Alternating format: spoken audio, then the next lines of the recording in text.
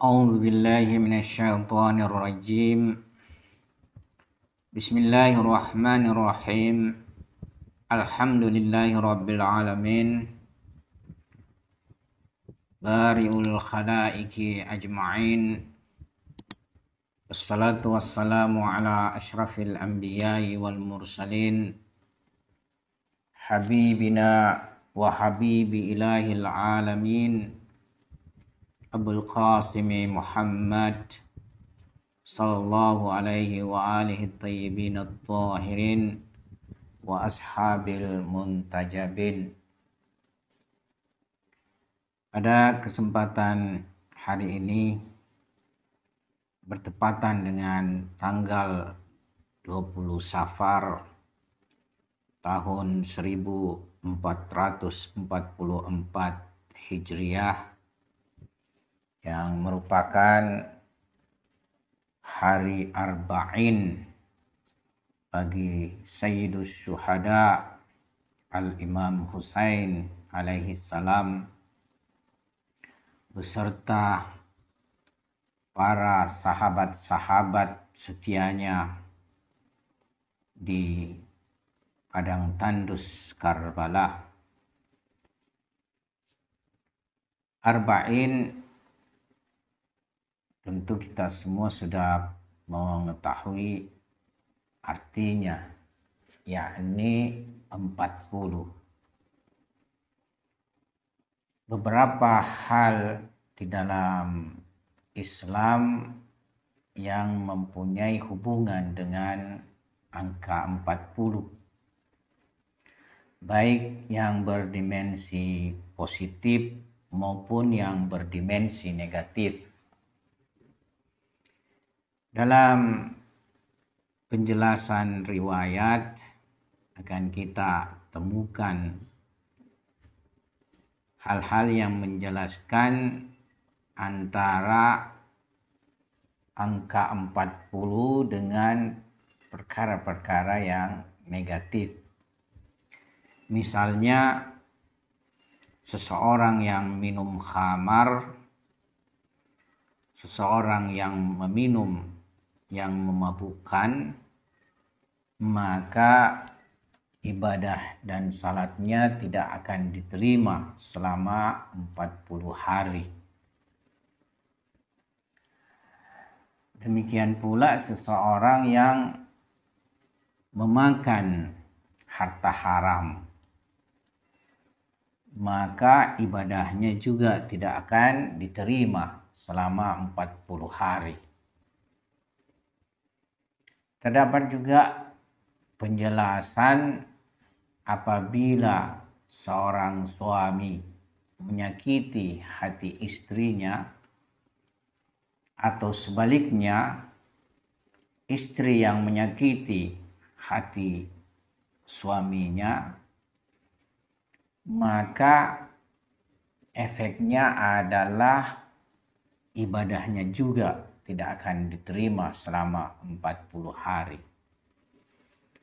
Nah, di sini mungkin kita sedikit harus waspada supaya kita jangan terjatuh pada perbuatan yang buruk ini, yang boleh jadi pada hari ini keluarga sudah menganggap hal yang biasa.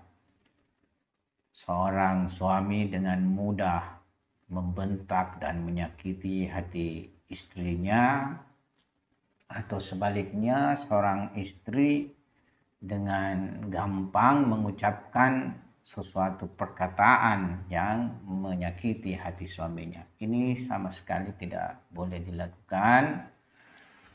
Karena itu baik lisan maupun perbuatan kita harus kita cegah dalam kehidupan suami istri. Dan perkara lain terkait masalah bilangan 40 ini dengan aspek yang negatif adalah bahwasanya jika ada seseorang yang melewati usianya dengan penuh dosa dan maksiat hingga ia berusia 40 tahun, maka setan pun akan mencium dia punya dahi dan menganggapnya sebagai kawannya, sehingga setan meninggalkannya, dalam artian tidak perlu lagi mendampinginya untuk selalu menggodanya, karena dia sendiri sudah berada dan inherent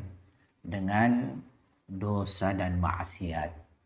Jadi untuk bisa bertobat kembali kepada Allah Subhanahu wa taala sudah sangat berat sekali. Nah, ini beberapa penjelasan yang terkait dengan yang negatif. Sementara yang berhubungan dengan perkara yang positif, terdapat juga penjelasan yang banyak dalam hal ini.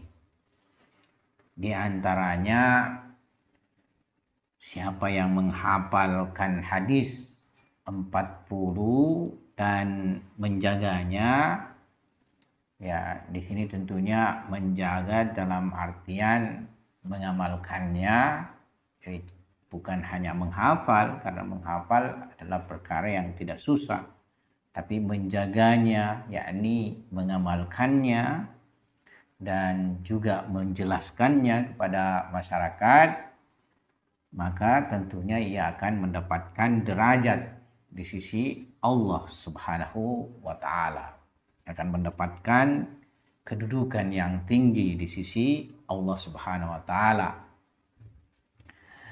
Dan juga terdapat riwayat yang menjelaskan bahwasanya Rasulullah Shallallahu alaihi wasallam bersabda, "Man akhlasa lillahi arba'ina sabahan zaharat yanabi'ul hikmah min qalbihi ala lisanihi." Barang siapa yang ikhlas untuk Allah selama 40 hari, maka akan memancar hikmah dari hati pada lisannya. Oleh sebab itu kita juga mendapati suatu bentuk tradisi amalia di kalangan para orang yang membersihkan kalbunya, yakni melakukan tahzib dan tazkiyah nafs, mengambil amalan 40 hari. Mereka berkhalwat dan melakukan ritual ibadah, mendekatkan diri kepada Allah Subhanahu wa taala untuk mendapatkan pancaran ma'rifat dan kesempurnaan diri. Jadi ada tradisi seperti ini di dalam irfan amaliyah serta tasawuf, yakni beramal selama 40 hari menyucikan dan membersihkan nafs. Dalam surah Al-Baqarah, ya, jadi kita juga akan menemukan makna daripada bilangan 40 ini di dalam ayat suci Al-Quran. Dalam surah Al-Baqarah ayat 53 dan surah Al-A'raf ayat 142 terdapat penjelasan tentang mikat 40 hari Hazrat Musa alaihissalam, kalimullah Nabi Musa alaihissalam. Allah Subhanahu wa taala berfirman, A'udzubillahi minasyaitonirrajim. Wa idh wa'adna Musa arba'ina laila. Dan ingatlah ketika kami berjanji kepada Musa memberikan Taurat sesudah 40 malam. Ya, di sini kata lailah yang bermakna malam. Tapi maksudnya adalah tentunya 40 hari dan 40 malam.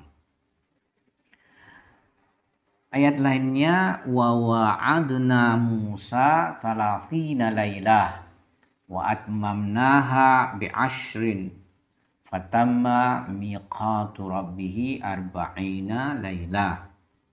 Dan telah kami janjikan kepada Musa memberikan Taurat sesudah berlalu waktu 30 malam. Dan kami sempurnakan jumlah malam itu dengan 10 malam lagi. Maka sempurnalah waktu yang telah ditentukan Tuhannya 40 malam. Sebagian mufassir berpandangan bahwa 40 malam itu adalah 30 malam Zulqaidah dan 10 malam awal dari Zulhijjah. Sebagaimana yang terdapat dalam riwayat dari Imam Shadiq alaihissalam. Oleh karena itu juga terdapat tradisi untuk mengambil amalia selama 40 hari ini, yaitu 30 hari Zulqaidah dan 10 hari Zulhijjah. Bagi kita, rahasia mikat 40 malam Nabi Musa alaihissalam ini tentulah tidak jelas.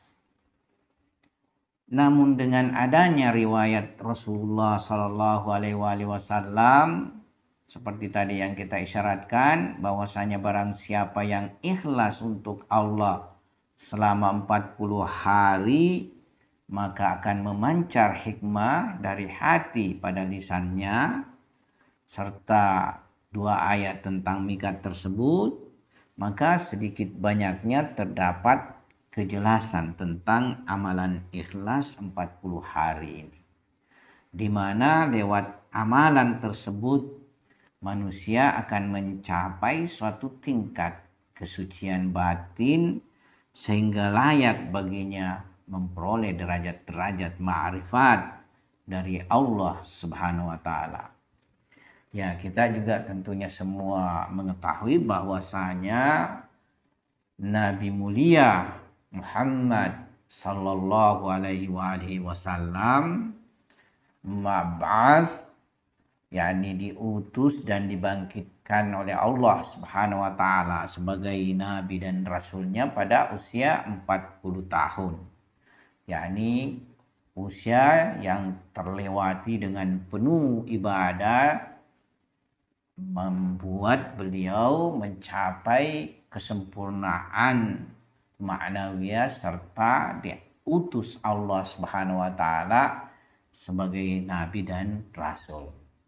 Karena itu tentunya jika kita, di antara kita ada yang melakukan suluk perjalanan membersihkan dan menyucikan diri dan mencapai kematangannya pada usia 40 tahun, ia akan mendapatkan derajat dan kedekatan di sisi Allah Subhanahu wa taala.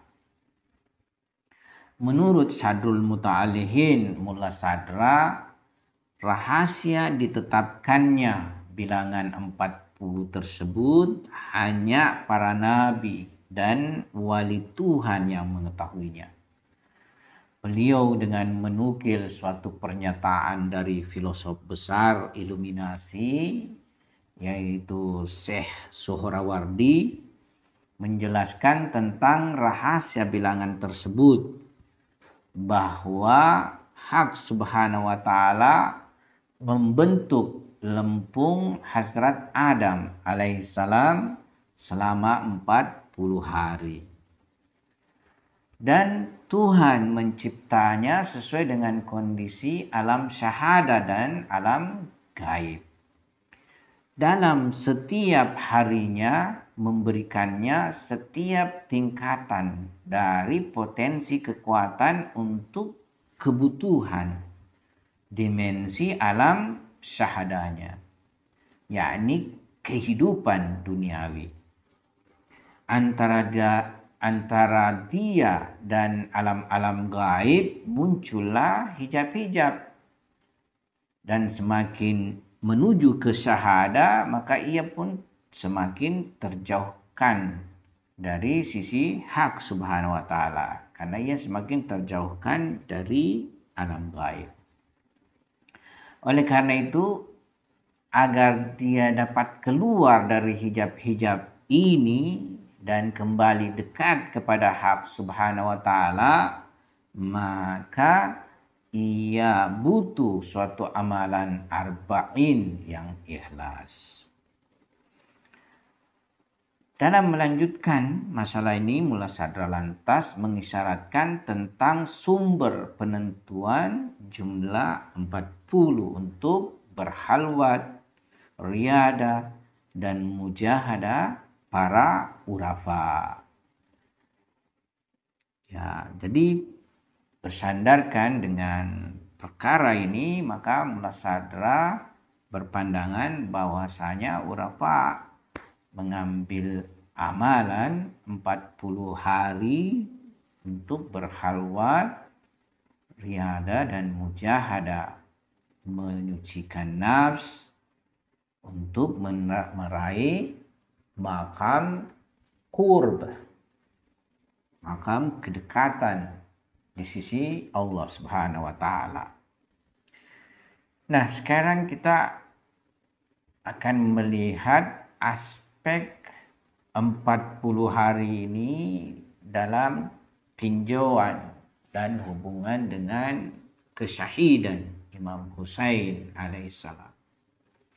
Karena Imam Husain syahid beserta para sahabat setianya di hari 10 Asyura, hari yang penuh peristiwa tragis dan memilukan kalbu siapapun insan dan manusia yang merdeka, menyaksikan fenomena terbantainya cucu terkasih Rasulullah Sallallahu Alaihi Wasallam, yang menjadi sumber daripada peringatan heroik dan penuh kecintaan serta motivasi terhadap arba'in. Ada beberapa riwayat yang terdapat di dalam literatur dan kitab hadis Syiah. Oleh karena itu, ya, para pecinta Imam Husain alaihissalam sangat memandang penting 40 hari wafatnya Imam Husain alaihissalam. Nah, dalam kesempatan ini saya tidak akan menyinggung secara perspektif sejarah bahwa misalnya Ahlul Bait itu dipulangkan dan sempat pada hari 40 itu menziarahi pusara Imam Husain atau sahabat Nabi yang bernama Jabir bin Abdullah Ansari, yang juga pada hari 40 itu menziarahi Imam Husain. Ya, ini bukan kita bahan bahasan kita pada kesempatan ini.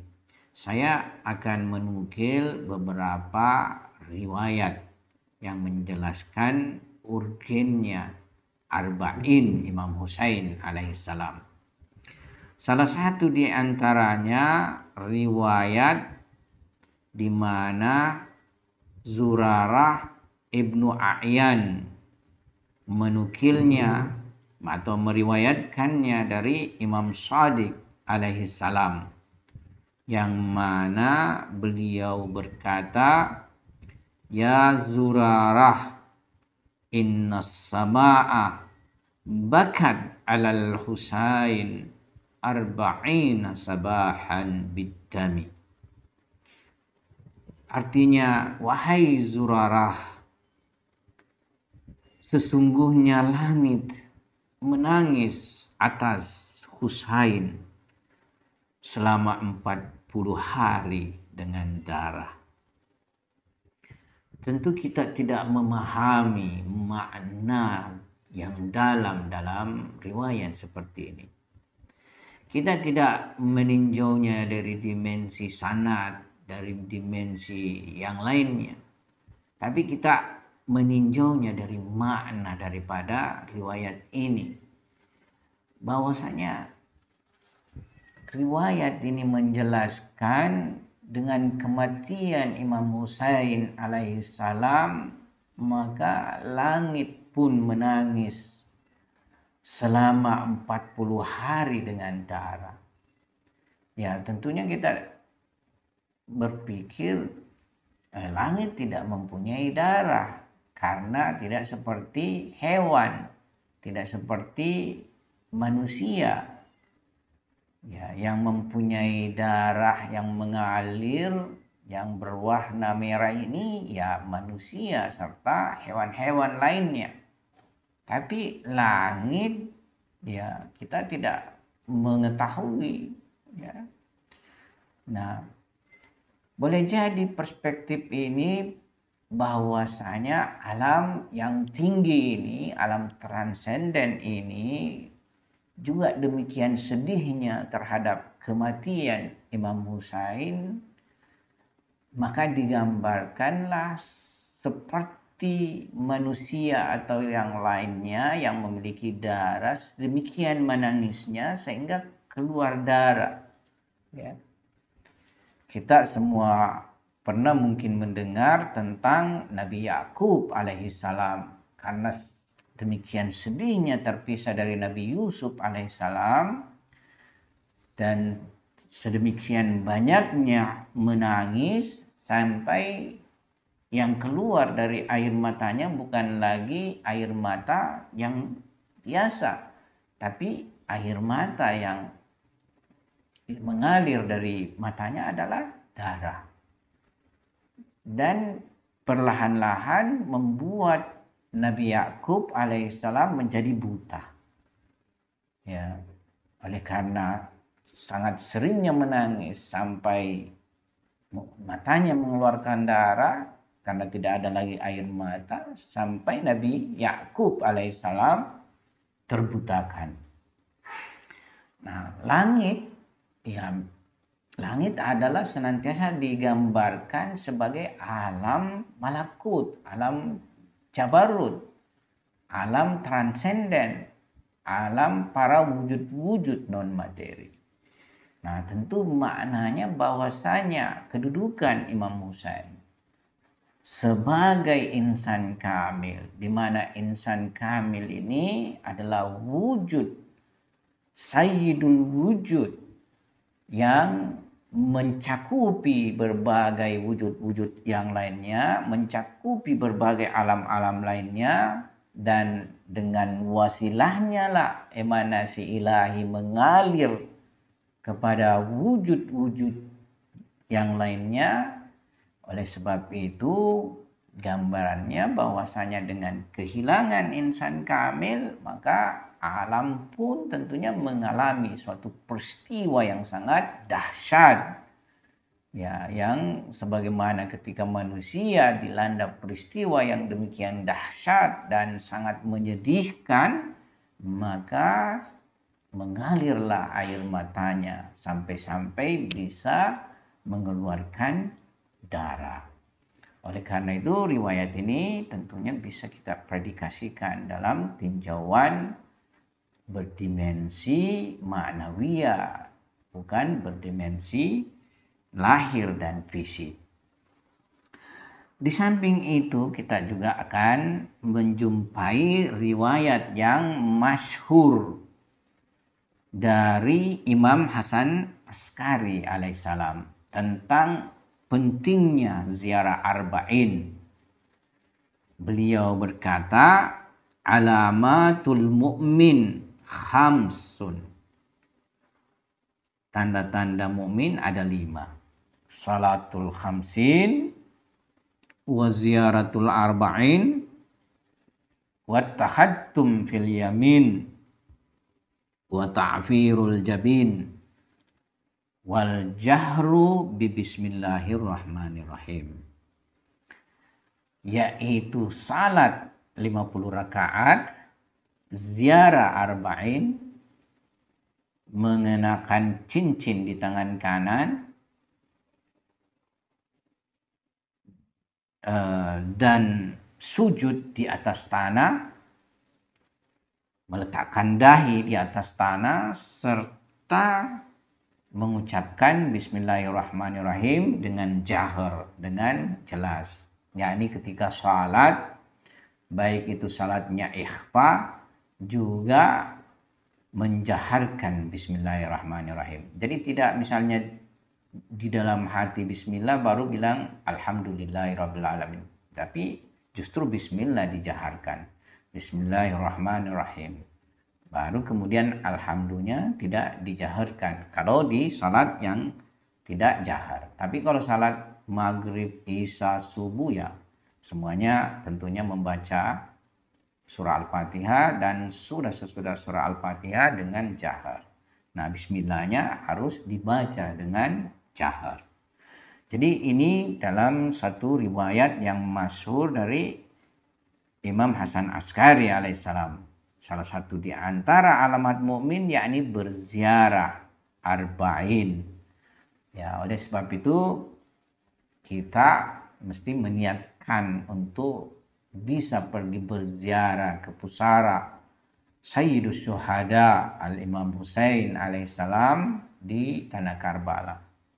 Hari ini kita menyaksikan berjuta-juta manusia berbondong-bondong berjalan kaki berziarah kepada haram dan pusara Imam Husain alaihissalam. Dari berbagai belahan dunia, dari Asia, dari Eropa, dari Afrika, dan dari Australia. Jadi banyak yang berangkat berziarah, bahkan dari benua Amerika. Ya, oleh karena itu kita menyaksikan jutaan. Ya, ada yang menyebutnya misalnya sampai 20 juta, 23 juta, dan lainnya. Para peziarah Imam Husain alaihissalam. Dan tentunya masyarakat Irak sendiri yang banyak sekali berangkat berziarah, dan di sini tidak memandang mazhab apa, ya. Mereka semua berziarah, baik dari mazhab Syiah maupun dari mazhab Sunni. Bahkan terdapat mereka yang dari agama lain, bukan agama Islam. Ya, mereka berangkat berziarah untuk merasakan tarikan daripada ma'nawiyah Sayyidus Syuhada yang merupakan insan yang merdeka, yang memperjuangkan nilai-nilai universal insani, yang tak mau membayar pada pemimpin yang zalim. Ya, jadi Imam Husain alaihissalam dengan pengorbanan dan isarnya justru menghidupkan nilai-nilai kemanusiaan. Oleh karena itu, terdapatlah penjelasan bahwasanya pada hakikatnya ya Imam Husain alaihissalam, pengorbanannya ini justru memberi hal yang jelas atau memberi pencerahan terhadap apa yang dilakukan oleh Bani Umayyah. Propaganda tentang kesesatan Ahlul Bait alaihimussalam. Ya, sebagaimana kita memahami dalam perspektif sejarah bahwasanya Syams, negeri Syams atau Syria itu tidak tersebarkan nilai-nilai keutamaan dan kemuliaan Ahlul Bait alaihimussalam.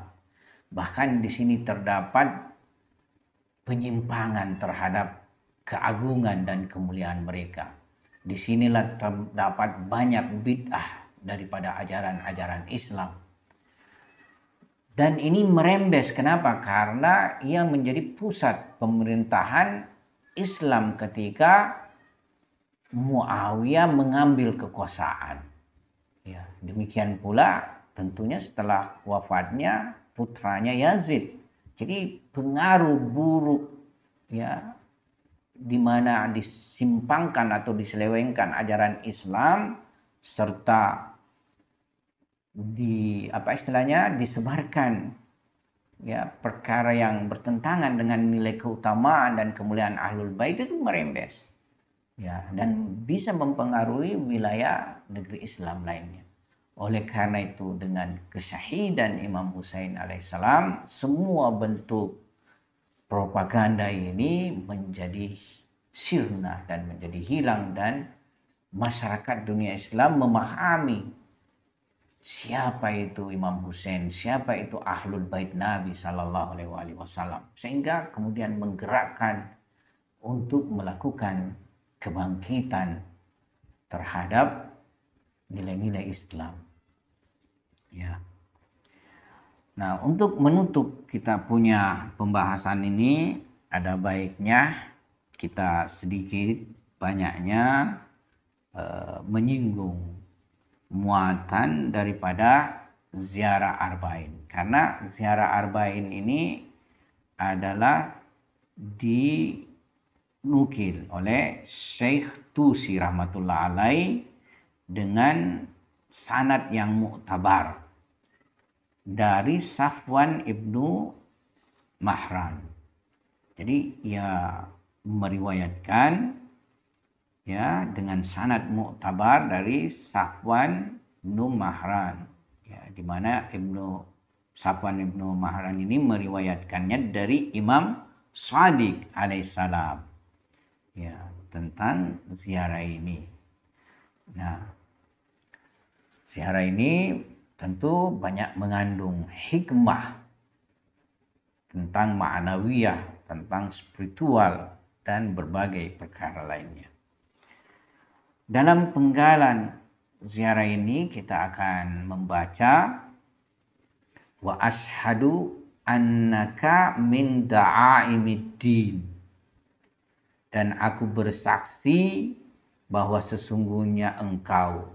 Nah, engkau di sini yaitu tertuju kepada Imam Husain.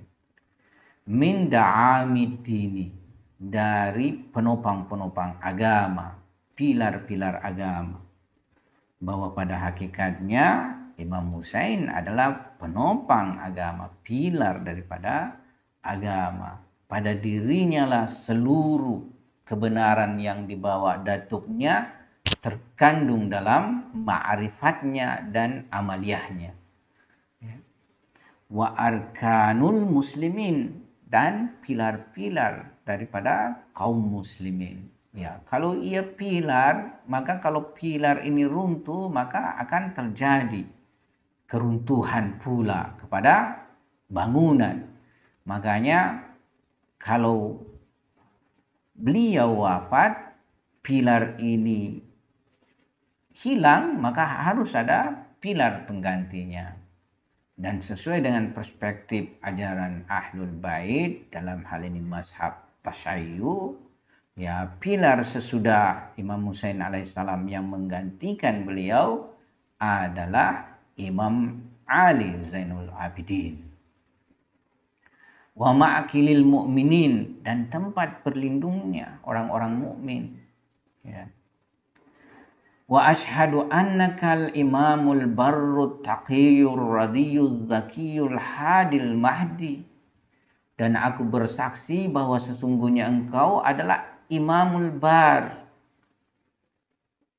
imamnya orang-orang baik, imam orang baik, yang bertakwa, yang ridha, yang bersih, yang memberi hidayah, yang terhidayahi. Ya, tentunya orang yang mempunyai kedudukan memberi hidayah terlebih dahulu dirinya terhidayahi. Tidak bisa memberi hidayah kalau dirinya sendiri di dalam kegelapan kesesatan.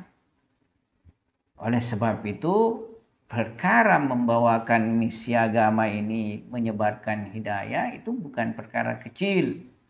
Tanggung jawabnya sangat besar. Ketika kita menyampaikan dari agama ini tidak benar dan teramalkan dan tertradisikan dalam masyarakat, maka kita mempunyai tanggungan terhadap apa yang kita perbuat.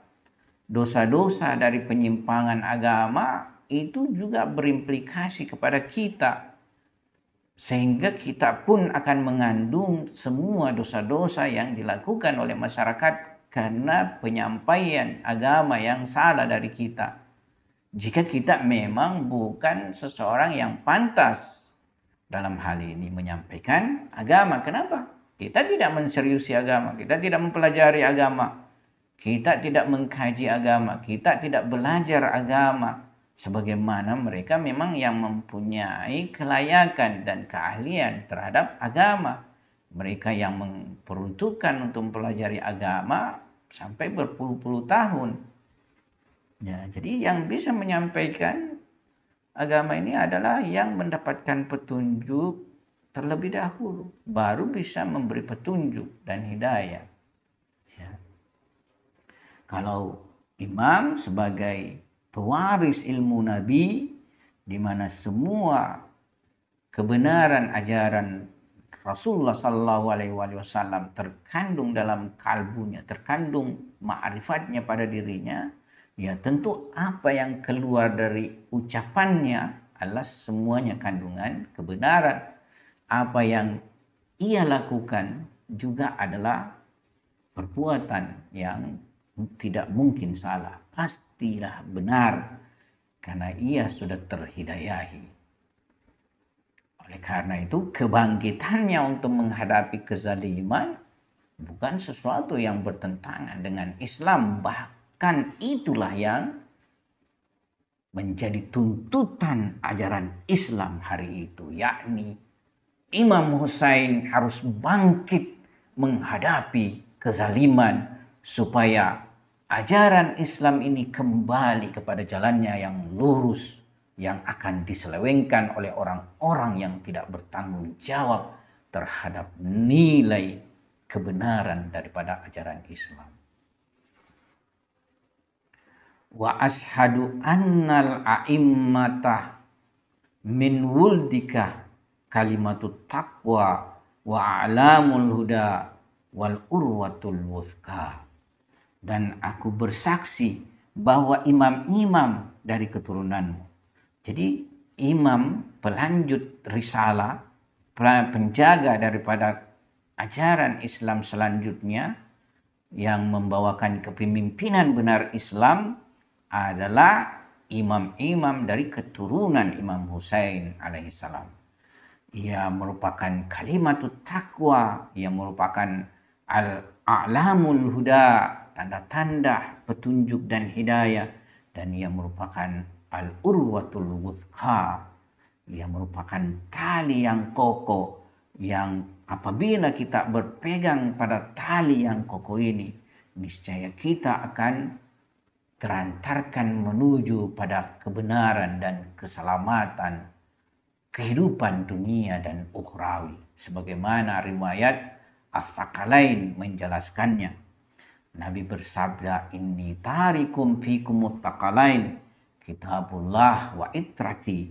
Sesungguhnya aku meninggalkan pada kalian dua perkara yang berat, dua perkara yang sangat berharga, yaitu kitab Allah dan itrahku, ahlul baitku. Jadi di sini Quran tidak boleh sendiri, karena harus ada yang memahaminya seluruh kandungannya secara benar. Kalau para mufasir atau para ulama ya bisa memahami sebahagian kandungannya secara benar, tapi bisa salah, kemungkinan besar salah juga memahami kandungannya.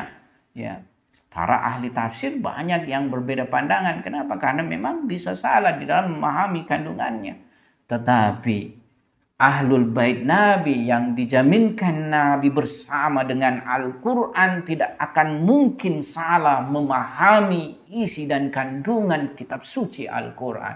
Oleh karena itulah dengan petunjuk dan hidayahnya ia bisa membawa masyarakat Islam ini kepada Islam yang sebenar-benarnya dibawa oleh Rasulullah Sallallahu Alaihi Wasallam. Ya, jadi kitabullah wa itrati ma in tamassaktum ya lan tadillu abada. Selama kalian berpegang kepada kitab Allah dan itrah Nabi suci sallallahu alaihi wasallam, tidak akan pernah tersesat dari jalan Islam yang hakiki, Islam yang benar. Oleh karena itu, di dalam muatan ziarah Arba'in ini kita melihat kandungan-kandungan yang mengantarkan kita kembali kepada jalan kepemimpinan Ahlul Bait, kepada jalan hidayah Ahlul Bait, kepada perahu keselamatan, kepada pelita hidayah, supaya kita semua tetap berada di jalan dan di jalur serta di koridor Islam yang hakiki, Islam Muhammadi, bukan Islam buatan Amerika, bukan Islam yang dibentuk oleh pemikir-pemikir yang memiliki kejahilan kah atau memang keinginan untuk menyesatkan umat ini.